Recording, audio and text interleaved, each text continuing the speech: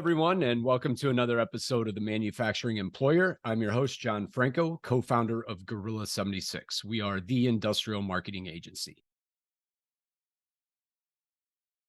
Well, Fred, this was before we kind of start to wrap. Anything we didn't talk about that you were really wanting to? I mean, man, we covered a lot, and this was fun. The only thing I would add, John, and I think I've shared this story with you before. My father, who was a Lebanese immigrant in 1933 at 18 years old, he opened a service station in Little Crowley, Louisiana, with a population of about 5,000 people at the time.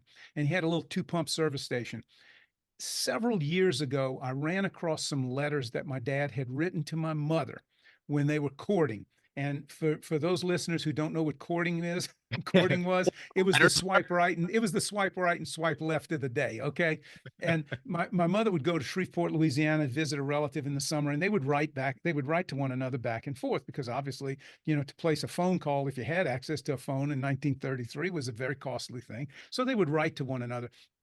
And I discovered some of those letters that my dad had written to my mother. He had letterhead. Imagine this, an 18-year-old kid with a service station in Crowley, Louisiana, had the forethought to have letterhead printed, okay? That's awesome. And he would write letters to her on letterhead from the service station. And the letterhead was Reggie's service station. Simple enough. And it wasn't until I had read several of those letters that I noticed a tagline under the letterhead. And the tagline was, "We serve to serve again." Mm, We serve to serve again. that's And really good. that's my company motto now. Okay. I've embraced that because when you think, and that's how my father lived his life. My whole family, his brothers, his sister, we're always in service to other people. And what that says that my dad didn't want to just put gasoline in your car. He wanted you to come back and buy tires and get a tune up and get a lube job, all of that, everything that service stations did. It was not just a one-off. And I try to approach my business the same way. And I think every business should serve to serve again, whether it's to serve that customer again, that client again, but maybe a referral. Get a Yep. referral from them so you can serve someone else again. And it's a continuum.